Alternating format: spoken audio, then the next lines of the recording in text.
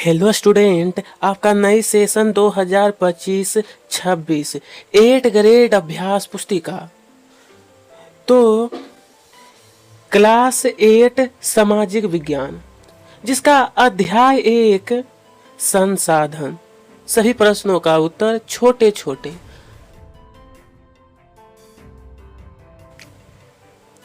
Are you ready? Start. First, निम्नलिखित में से कौन सा प्राकृतिक संसाधन का उदाहरण नहीं है? आपका ऑप्शन दिया है झरने का जल, पहाड़ी, लोहे के औजार, खनिज पदार्थ। इसका राइट आंसर जो है ऑप्शन नंबर सी, लोहे के औजार। नेक्स्ट, आपको मैं चित्र भी दिखाऊंगा ताकि आपको समझने में आसानी हो सके। आगे, भौतिक पदार्थों का मूल्यवान संसाधन बनाने में सहायता करती है। जरा ध्यान दीजिए, ऑप्शन है वस्तु का मूल्य, मनुष्य का कौशल, अधिक संशोधन, निशुल्क उपहार। पहले आप बताइए कौन सा ऑप्शन सही है? राइट आंसर ए, वस्तु का मूल्य। नेक्स्ट, ऐसे संसाधन जो एक बार समाप्त होने के बाद पुनः पूरित होने में हजारों वर्ष लग जाते हैं, वह कहलाते हैं। ध्यान दीजिए, ऑप्शन नवीकरणीय संसाधन, अनवीकरणीय संसाधन, मानव निर्मित संसाधन, मानव संसाधन। इसका जो सही आंसर है ऑप्शन नंबर बी, अनवीकरणीय संसाधन।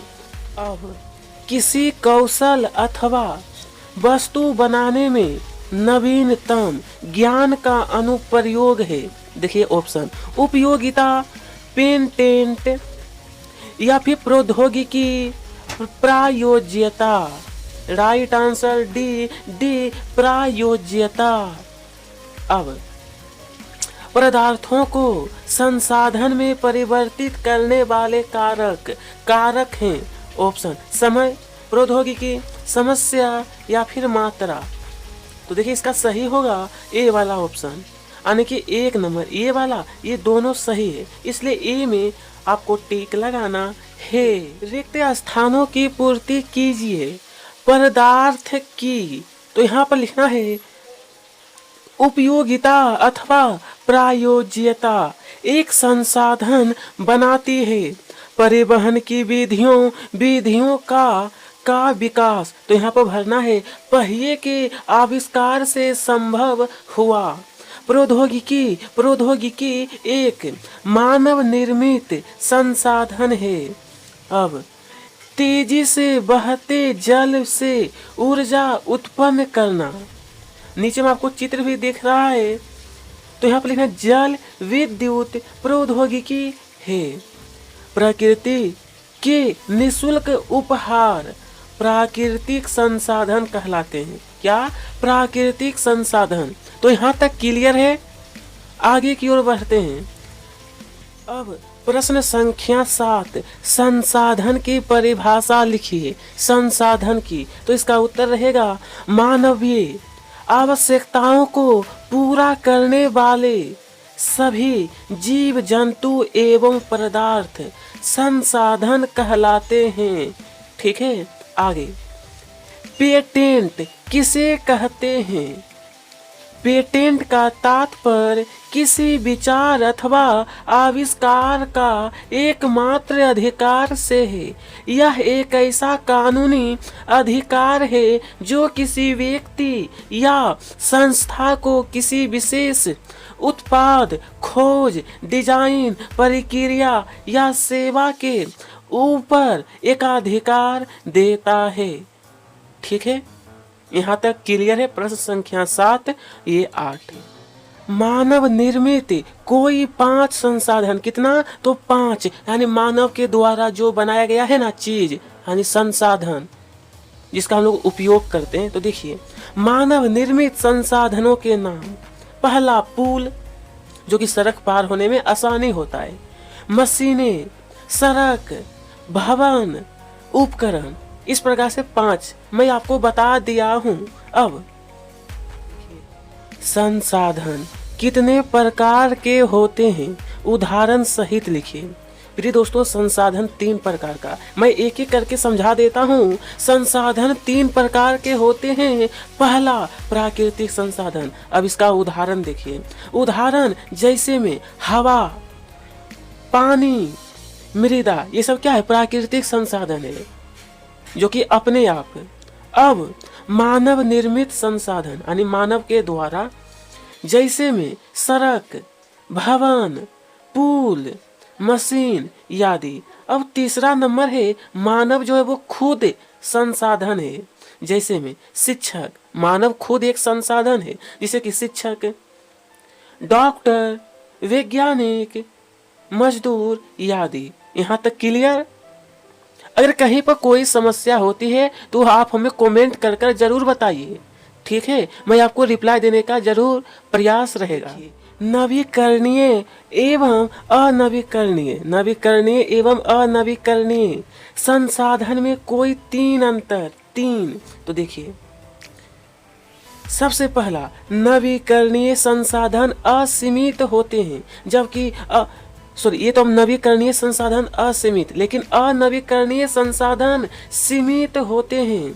नवीकरणीय संसाधन में आपका जल आता है, मृदा हो गया, वन है, लेकिन अनवीकरणीय संसाधन कोयला, पेट्रोलियम, प्राकृतिक गैस, ये सब क्या है? ज्यादा उपयोग करेंगे कोयला, पेट्रोलियम और प्राकृतिक गैस का तो ये समाप्त हो जाएगा। लेकिन आपका देखिए जल, मृदा, ये सब क्या है? समाप्त नहीं होने वाला चीज है। उसके बाद नवीकरणीय संसाधन शीघ्रता से नवीकृत अथवा पुनः परित हो जाते हैं, जबकि अनवीकरणीय संसाधन एक बार समाप्त होने के बाद उनके नवीकृत अथवा पुनः पूरित में हजारों वर्ष लगते हैं। कितना? तो हजारों वर्ष। इस प्रकार से आपको उत्तर लिखना है। ध्यान दीजिए, नीचे दिए गए विभिन्न संसाधनों के उदाहरणों को तालिका में वर्गीकृत कीजिए। स्टूडेंट, यहाँ पर आपका कुछ विभिन्न संसाधन का नाम है और यहाँ पर तालिका दिया है। एक तरफ है वाणिज्यिक मूल्य तो दूसरा तरफ है वाणिज्यिक मूल्य नहीं। वाणिज्यिक का मतलब हो गया आपका वन से रिलेटेड। तो चलिए, आपका वाणिज्यिक मूल्य में लौह अयस्क होगा, कृषि भूमि, कोयला। अब इस तरफ मनोरम दृश्य, लोकगीत, दादी माँ का घरेलू नुस्खे। इस प्रकार से आपको तालिका को कंप्लीट कर लेना है। आगे प्रश्न संख्या 13, पृथ्वी पर प्राकृतिक संसाधनों का वितरण असमान क्यों है? पृथ्वी पर दोस्तों, तो देखिए यहाँ पे प्राकृतिक संसाधनों का वितरण आपका भूभाग हो जाएगा, जलवायु, ऊंचाई जैसे अनेक भौतिक कारकों पर निर्भर करता है। पृथ्वी पर इन कारकों में विभिन्नता होने के कारण संसाधनों का वितरण असमान है। कैसा है? तो असमान।